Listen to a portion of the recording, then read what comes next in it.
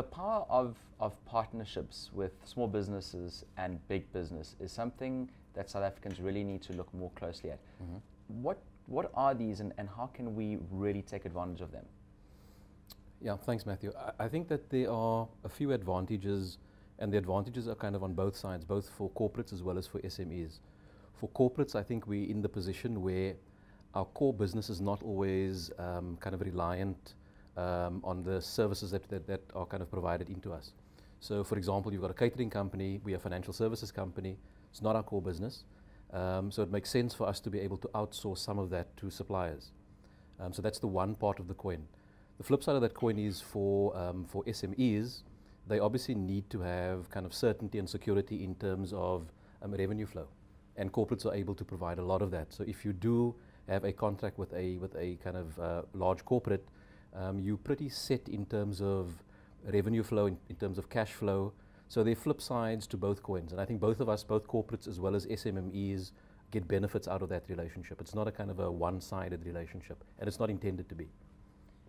And what are the benefits to an SMME if they do get it right, and how can they leverage it for growth?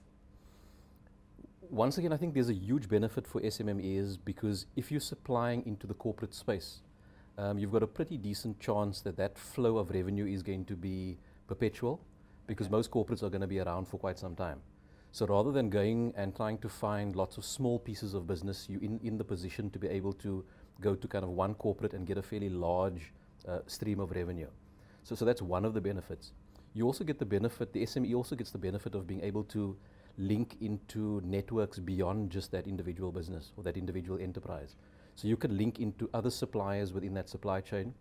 You can also get some kind of coaching and mentorship and development and support from the corporate that you're partnering with. And that immediately kind of pushes up your levels of competitiveness, it pushes up your levels of professionalism, because you need to be able to deliver in that way when you're delivering into a corporate. So that's one of the, or a couple of the significant benefits that an SME would experience. Okay, but why do SMEs actually need big business in order to grow and to thrive? Easy one. For an SME to be sustainable, you need to have partners that are equally sustainable. And I think a lot of the Sanlam approach has been around identifying suppliers in our supply chain and expanding the relationship that we've got with those suppliers. So it's not just the kind of a single stream of willing buyer, willing seller. It's also around a proper partnership where we can look at how we want to grow the capacity of those SMEs, because that makes sense for us, because we're securing and reducing the risk in terms of supply of services and products. And it makes sense for the SME because obviously they're getting that support.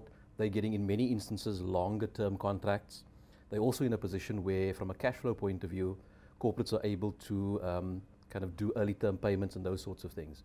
So I think those are some of the other benefits that SMMEs would experience. But we can't always expect SMMEs and entrepreneurs to do all the work.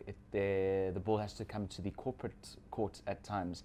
What do corporates need to do to play a more active and valuable role in growths of entrepreneurs and SMEs?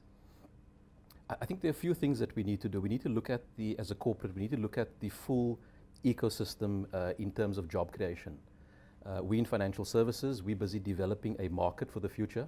So we need to make sure that the economy is going to be a thriving economy. If the economy falls apart, we don't have a place to operate. So what we would do is, from an ecosystem point of view, we would spend a lot of time looking at education system. So how do you build entrepreneurial capacity in the education system? How do you build entrepreneurial capacity in the kind of startup phase, midstream businesses, and then in our supply chain, and then beyond our supply chain as well? I mean, part of what we do in financial services is we have private equity businesses where we invest large amounts of money in large companies. So if we're not helping to grow those companies to the scale where we can invest in them, we kind of almost shooting the golden goose that laid, or the goose that laid the golden egg kind of thing. And are corporates doing this around the country, do you find enough? Not enough. I think some corporates have started putting their hands up. I think some corporates are just taking the scorecard points. Our approach in Sanlam is slightly different, where we're saying the scorecard points are important, but we also want to be able to vest sustainable relationships. And we want to vest businesses that are going to be sustainable going into the future.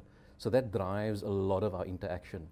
And we would kind of, from a partnership point of view, we would try and find the best of breed companies that are able to coach, mentor, and grow and do business development support with entrepreneurs and partner with those companies. Hence our partnership with the CISA, the Association for Savings Investment South Africa, and all of the service providers that they use in that space. Because I mean, once again, we recognize the fact that our core business is not necessarily developing and building SMEs. We need to find those people out in the ecosystem that are able to do that in a meaningful way and then partner with them.